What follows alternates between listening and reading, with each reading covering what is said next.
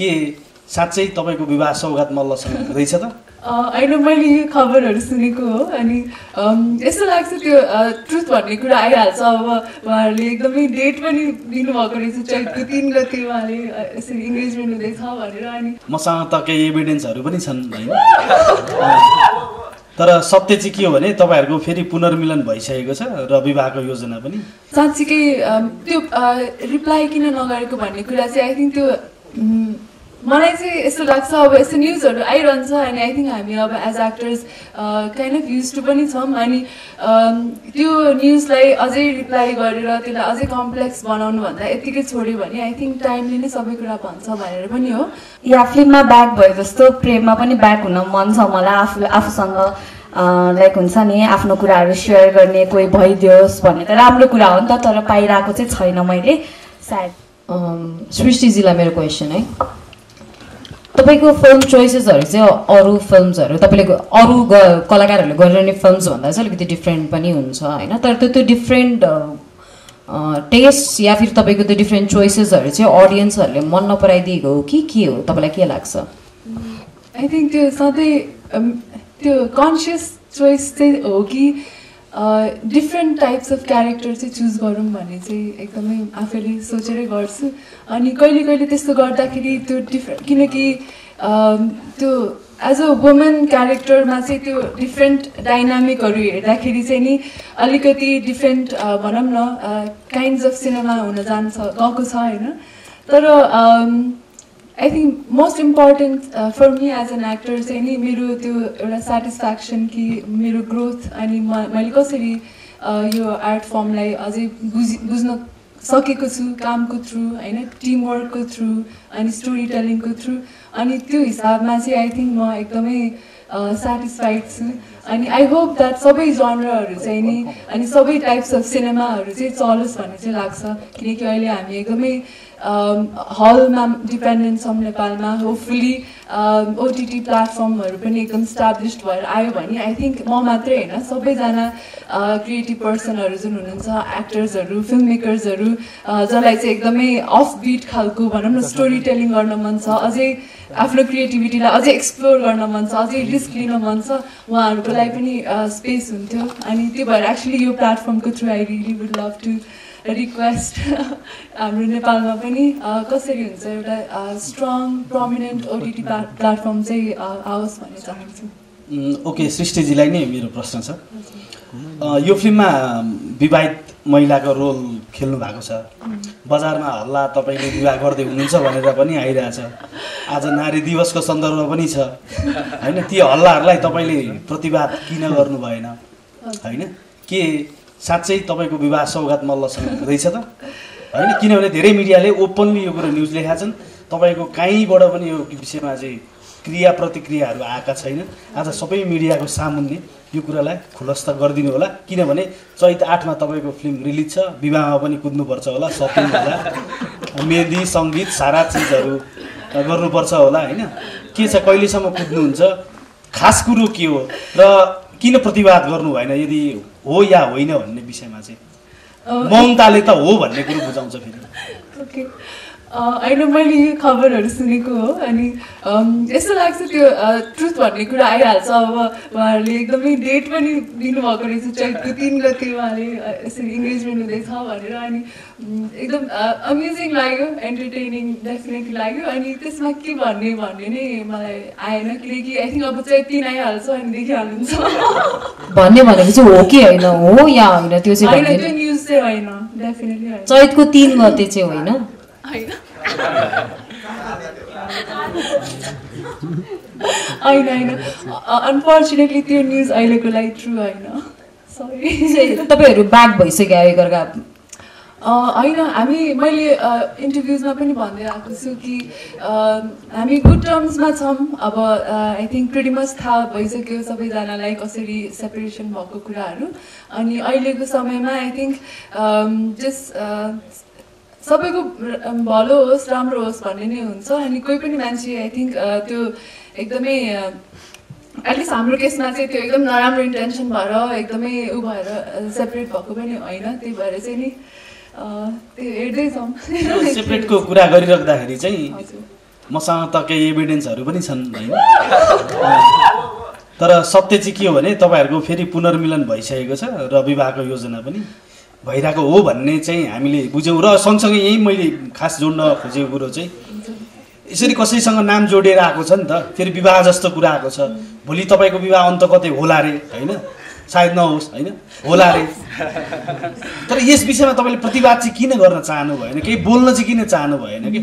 यत्रो मिडियामा हङ्गामा भइराख्दाखेरि या तपाईँ पनि यो गसिपमा यो रुमरमा स्क्यान्डलमै ठिकै छ नि त, नाम पनि आइरहेछ भन्ने टाइपले नि तपाईँले यसलाई स्वीकार गर्नुभएको हो। र प्याचअप भएको हो भन्ने कुरा त धेरै नजिकका साथीहरूले हो भन्नुहुन्छ, मैले नै नजिक बनाइदिएको हो भन्नुहुन्छ। एकजना साथी त मेरो छेउमा पनि हुनुहुन्छ। होइन साँच्चीकै त्यो रिप्लाई किन नगरेको भन्ने कुरा चाहिँ आई थिङ्क त्यो मलाई चाहिँ यस्तो लाग्छ, अब यस्तो न्युजहरू आइरहन्छ अनि आई थिङ्क हामी अब as actors kind of use to पनि छौँ। अनि त्यो न्युजलाई अझै रिप्लाई गरेर त्यसलाई अझै कम्प्लेक्स बनाउनुभन्दा यत्तिकै छोड्यो भने आई थिङ्क टाइमले नै सबै कुरा भन्छ भनेर पनि हो। अनि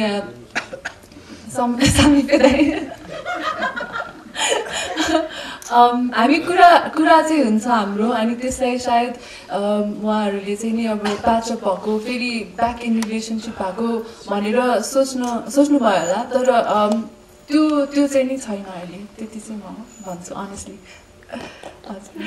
प्रेमको कुरा आउँदाखेरि त अर्को उता करिश्मा प्रेमकै कुराहरू आइरहेको हुन्छ। करिश्माजी के छ त, अब मुभीमा त ब्याक हुँदै आइरहनु भएको छ, प्रेममा चाहिँ कहिले त?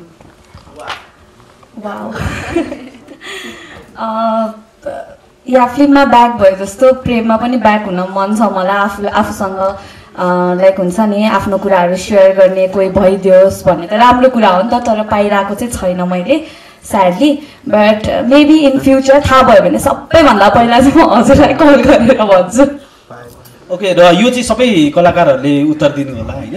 यो फिल्मको लास्टमा ट्रेलरको लास्टमा भने पनि छ do not trust anyone भनेर होइन।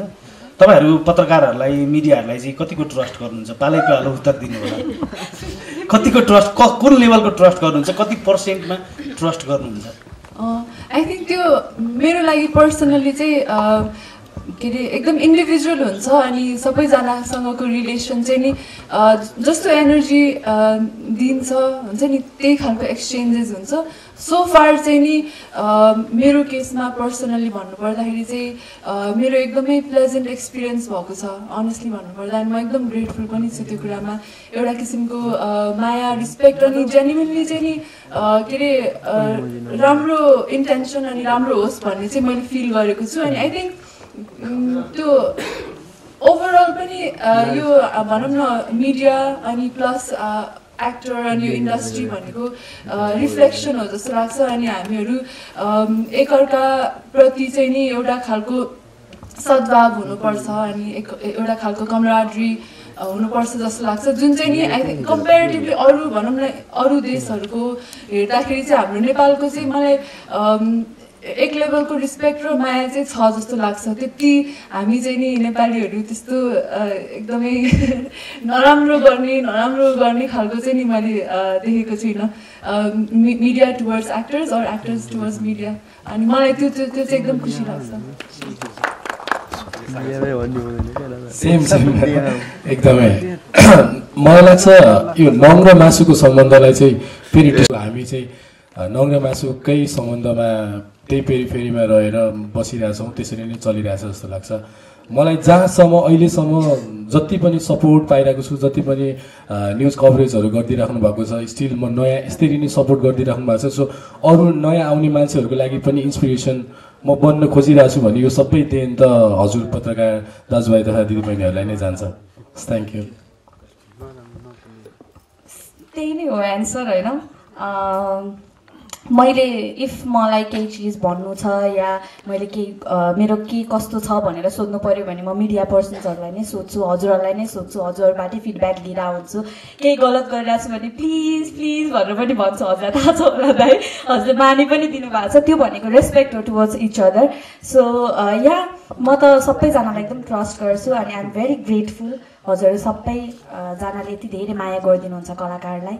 सो या सागरजीले चाहिँ नङ र मासुको सम्बन्धसँग जोड्नु भयो यो रिलेसनसिपलाई होइन प्रायः जसो नङ चाहिँ काटेर फ्याँकिन्छ कि होइन अब सुन्नु न तपाईँहरू मासु हो कि नङ हो तपाईँ आफूले आफूलाई तपाईँहरू कलाकारले आफूलाई नङ ठान्नुहुन्छ कि मासु ठान्नुहुन्छ तिनैजनाले उत्तर दिनु होला नङ त काटेर फ्याँकिन्छ पहिला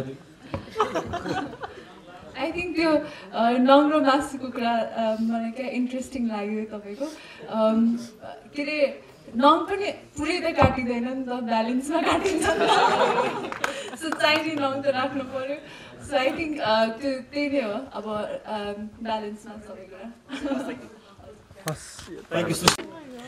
हजुर जस्तै विश्वासकै कुरा आइरहेको थियो विश्वासकै कुरामा जाउँ होइन हजुर अब पहिलाका प्रेम सम्बन्धहरू अब सबैजनाले देख्नु भएको सुन्नु भएको हो होइन अहिले चाहिँ अलिकति लुकाएर अब सोसियल मिडियामा त आफैले पनि हालेको हामीले सोद्धाखेरि होइन भनेर नकारे पनि अब चाहिँ खुलस्त रूपमा आउनु हुँदैन सम्बन्धहरू देखाउनु हुँदैन भनेर तपाईँलाई चाहिँ पूर्व सम्बन्धहरूले सिकायो कि के त्यो चाहिँ सुनौँ न ए होइन त्यस्तो हजुरले लास्ट त्यो मायावीको बेलामा पनि भन्दै हुनुहुन्थ्यो त्यो कुराहरू होइन तर मैले ओपनली आम इन रिलेसनसिप यताउता भनेर देखाएको छैन एक्चुअलमा छँदा पनि छैन होइन अब भएको बेलामा चाहिँ म ओपनली नै गर्ने मान्छे हो ओपनली नै देखाइदिन्छु मलाई त्यस्तो केही लाग्दैन अनि पास्ट एक्सपिरियन्सहरू जस्तो सुकै भए पनि माया भनेको चाहिँ प्योर थिङ अनि आई थिङ्क त्यो सबैजनाले खुलस्त रूपमै देख्नुपर्छ सो छैन त्यस्तो हो 28वटा गिफ्ट त ठिकै छ सागरजीलाई मेरो क्वेसन है